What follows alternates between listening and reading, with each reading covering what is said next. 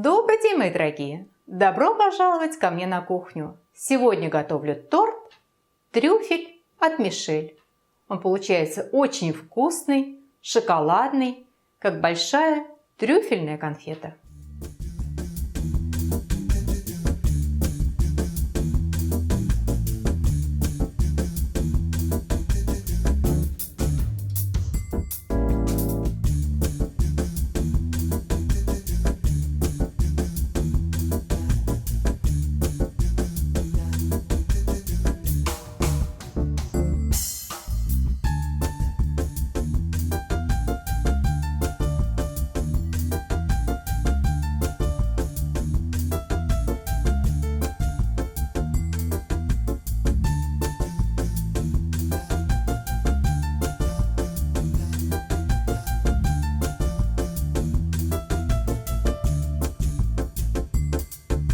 Торт совершенно несложный, но готовить его решаются не все.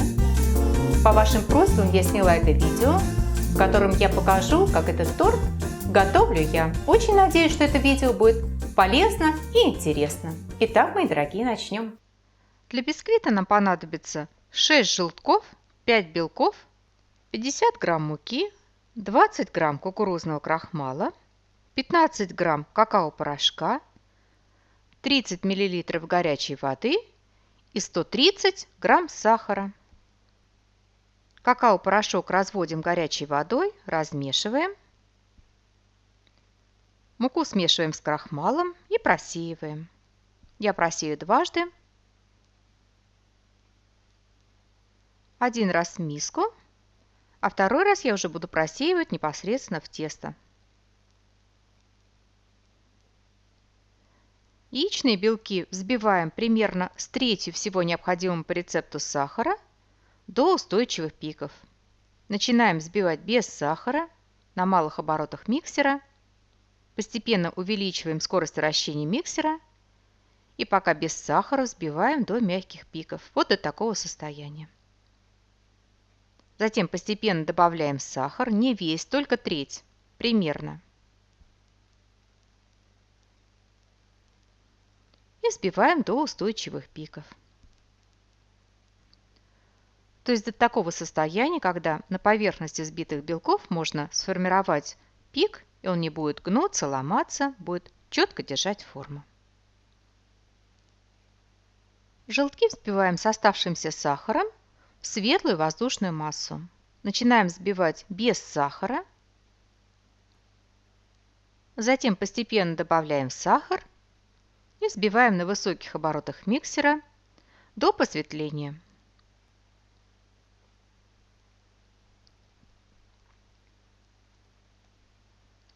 К взбитым желткам добавляем растворенный какао-порошок. К этому моменту он должен быть комнатной температуры, не горячим. Размешиваем. Можно миксером, чтобы было побыстрее. И далее нам миксер больше не понадобится. Весь остальной замес мы будем проводить либо лопаточкой, либо венчиком, кому как удобнее. Просеиваем муку с крахмалом и быстро замешиваем тесто. При замесе следим, чтобы не было ни промеса, но в то же время тесто долго не месим, для того, чтобы не развить в тесте клейковину, чтобы наш бисквит получился легким, воздушным, не затянулся.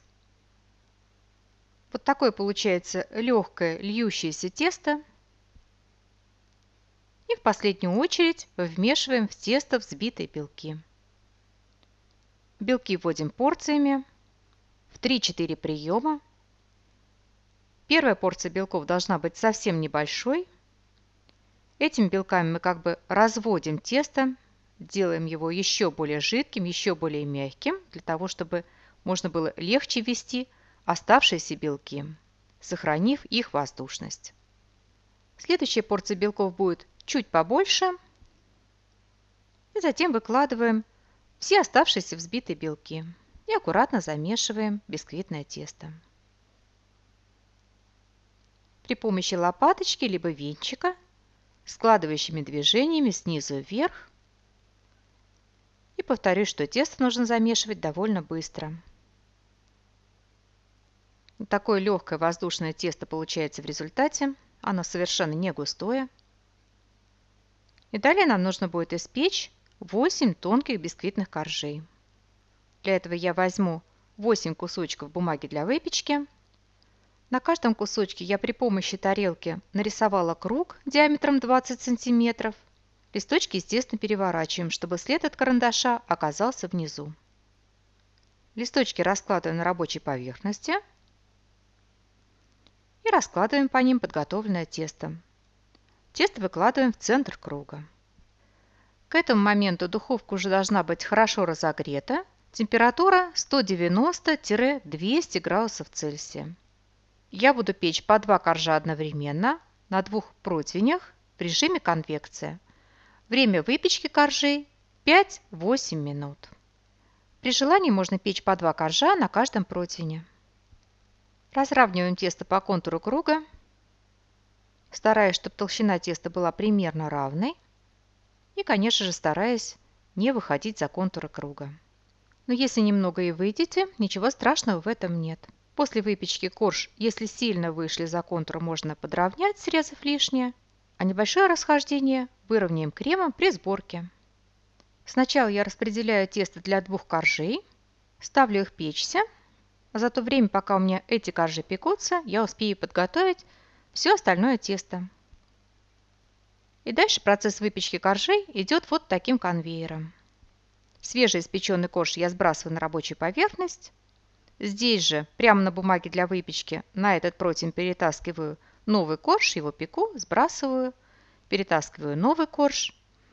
И таким образом печем все 8 коржей. Испеченные коржи оставляем на рабочей поверхности. Они должны у нас полностью остыть. И даже очень желательно, чтобы коржи выстоялись, то есть после выпечки прошло 3-4 часа.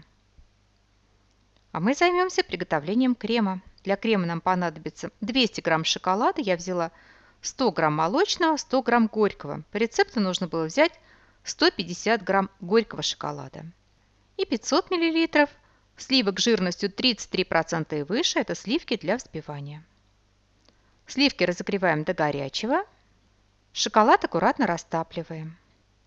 Горячие сливки вливаем в шоколад и аккуратно размешиваем, чтобы наш шоколад полностью разошелся. И убираем в холодильник на 3-4 часа, можно даже на более длительное время, скажем, на ночь. Сливки должны хорошо остыть, поскольку дальше мы их будем взбивать, а взбиваются только очень холодные сливки. Вот такой консистенции у меня сливки после того, как они хорошо остыли. Охлажденные сливки взбиваем до устойчивых пиков, то есть до такого состояния, когда на поверхности взбитых сливок можно сформировать пик, и он будет устойчиво держать форму. Вот примерно так. В результате получается очень вкусный шоколадный легкий крем. Для пропитки коржей приготовим сахарный сироп. Для этого возьмем 3 столовые ложки горячей воды, 2 столовые ложки сахара. Воду с сахаром доводим до кипения и до полного растворения сахара. И для отдушки добавляем столовую ложку либо ликера, либо коньяка. Или если вы против спиртного, то не добавляем ничего, будем пропитывать просто сахарным сиропом. Даем сиропу полностью остыть. И все, мои дорогие, нам останется только собрать торт. Корж перекладываем на полиэтиленовую пленку. Это обычный пищевой полиэтиленовый пакетик. Я его разрезала и переложила корж. Аккуратно снимаем бумагу для выпечки. Корж пропитываем сахарным сиропом. Степень пропитки на ваше усмотрение. Коржи получаются очень мягкими, поэтому, на мой взгляд, здесь сильная пропитка не нужна. Но при желании вы, конечно же, можете дать хорошую пропитку, особенно в тех местах, где тесто было более тонким и подсохло при выпечке. На сервировочную тарелку я уже выложила первый корж. Я его выложила пропитанной стороной вниз. Корж смазываем подготовленным шоколадным кремом. При помощи пленки переносим пропитанный корж, выкладываем его пропитанной стороной на крем. Затем отделяем следующий корж. Его также пропитываем. И собираем торт обычным способом, горочкой, прослаивая коржи кремом. Собранный торт подравниваем. Я это делаю вот таким образом при помощи пленки. Верхний корж смазываем кремом борта торта и убираем торт минут на 30-40 в холодильник. И нам, мои дорогие, останется только его украсить. В оригинальном рецепте торт украшается трюфельными конфетами, но я украшу его немного по-своему. При приготовлении бисквита у нас остался неиспользованным 1 яичный белок. Я приготовлю из него безе. Для этого возьму 1 белок, 50 грамм сахара. Сначала, как всегда, взбиваем белок без сахара до образования мягких пиков. И затем будем постепенно добавлять сахар и взбивать уже с сахаром до растворения кристалликов сахара и образования устойчивых пиков. Вот так выглядит устойчивый пик. Миску со взбитыми белками можно совершенно спокойно перевернуть. При растирании не ощущается кристалликов сахара. Взбитые белки перекладываем в кондитерский мешок. Я использовал насадку звездочка. И отсаживаем безе на противень, застеленный бумагой для выпечки. Слегка присыпаем какао-порошком и ставим предварительно разогретую до 110-130 градусов Цельсия духовку, не выше 130 градусов, примерно на час. Безе должны стать легкими, сухими и легко отделяться от бумаги для выпечки. Дадим полностью остыть. Также для украшения торта я возьму горсть рубленых орехов, это примерно 30-40 грамм, и немного молочного шоколада. Шоколад натру на крупной терке и посыплю сверху. Борта торта украшу рубленными орехами. Сверху немного какао-порошка и остывшие безе. И все, мои дорогие, наш торт готов. Ставим его минут на 20-30 в холодильник, и можно всех звать к чаю. Торт получается очень вкусным, очень шоколадным, но при этом очень деликатным, очень легким и очень нежным.